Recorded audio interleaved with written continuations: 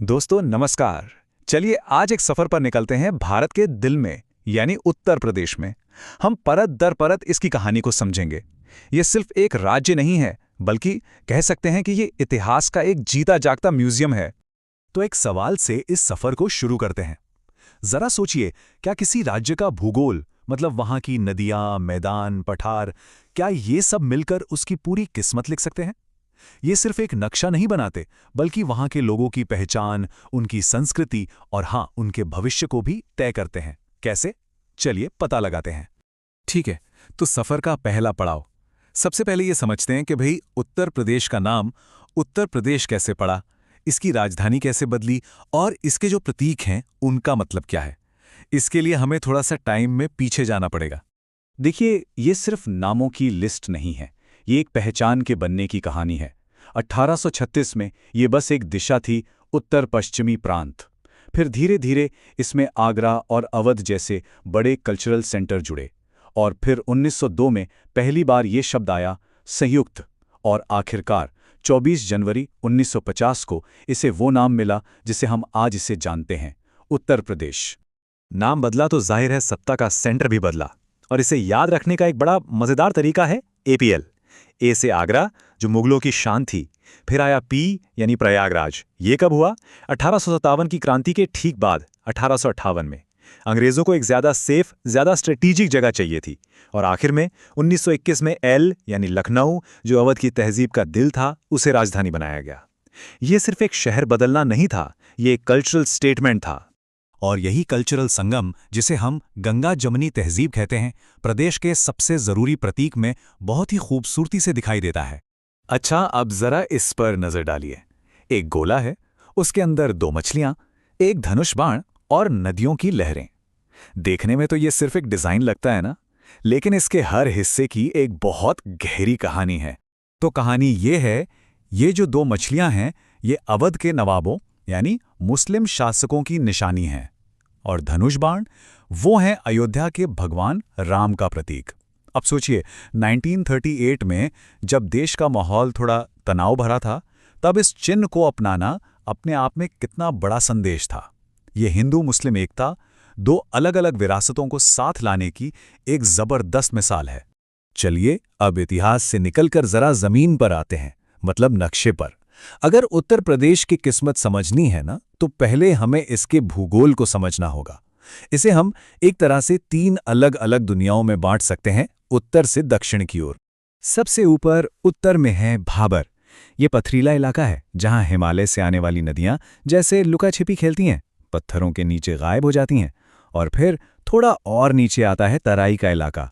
ये एक दलदली जोन है जहां वही गायब हुई नदियां फिर से जमीन पर आ जाती हैं, और इसी वजह से ये इलाका चावल और गन्ने की खेती के लिए एकदम परफेक्ट है। इसके बाद आता है वो विशाल इलाका जिसे हम गंगा का मैदान कहते हैं। ये इस पूरे क्षेत्र की सभ्यता का पालना रहा है। लेकिन मजे की बात यह है कि ये पूरा मैदान एक जैसा नहीं है। असल में यहाँ दो तरह की मिट्टी मिलती है, और ये छोटा सा फर्क यहाँ की खेती के लिए मतलब सब कुछ है। और ये स्लाइड इसी को बड़े अच्छे से समझाती है। पहली है खादर। ये नदी के पास वाली नई एकदम उपजाऊ मिट्टी है। इसे याद रखना आसान है, इसमें खाद शब्द छुपा है। दूसरी है बांगर। ये नदी से दूर ऊंचे इलाकों की पुरानी मिट्टी है, जो उतनी उपजाऊ नहीं होती। जैसे कबाड़ को भंगर या बांगर कह देते हैं, वैसे ही। बस यही छोटा सा फर्क तय कर देता है कि कौन सा खेत सोना उगलेगा। और आखिर में चलते हैं दक्षिण की ओर, बुंदेलखंड के पठारी इलाके में। ये जमीन बहुत पुरानी है। ये प्राचीन गोंडमाना लैंड का हिस्सा है। यहाँ का इलाका पथरीला है, नदियां भी अलग दिशा में बहती हैं, और माहौल थोड़ा सूखा है। इसलिए यहाँ वो फसलें होती हैं जिन्हें पानी कम चाहिए, जैसे दालें और तिलहन। तो हमने जमीन की बात कर ली, अब बात करते हैं उस चीज की जो इस जमीन को जिंदगी देती है, यानी पानी। इन मैदानों की असली लाइफलाइन, और इसे कैसे मैनेज किया जाता है। ये आंकड़ा देखकर शायद आप भी चौंक जाएंगे।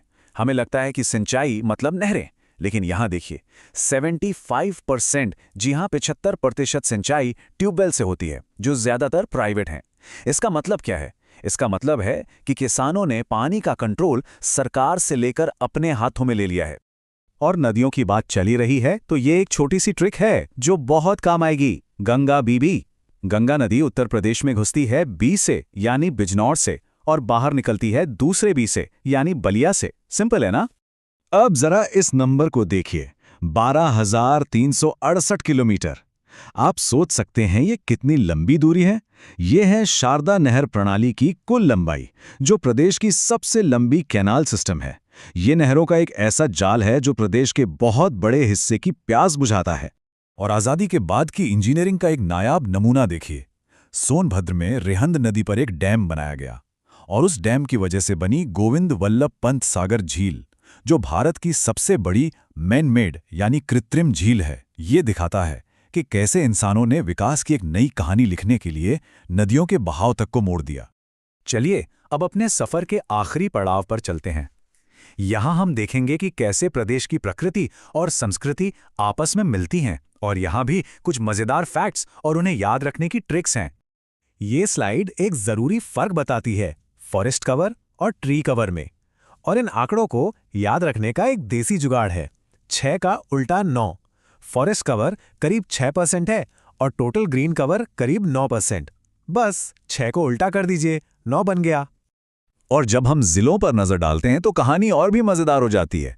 सबसे ज्यादा जंगल सोनभद्र में, अरे भाई हरा सोना वहीं तो मिलेगा, और सबसे कम भदोही में। अब इसके पीछे का लॉजिक भी बड़ा मजेदार है।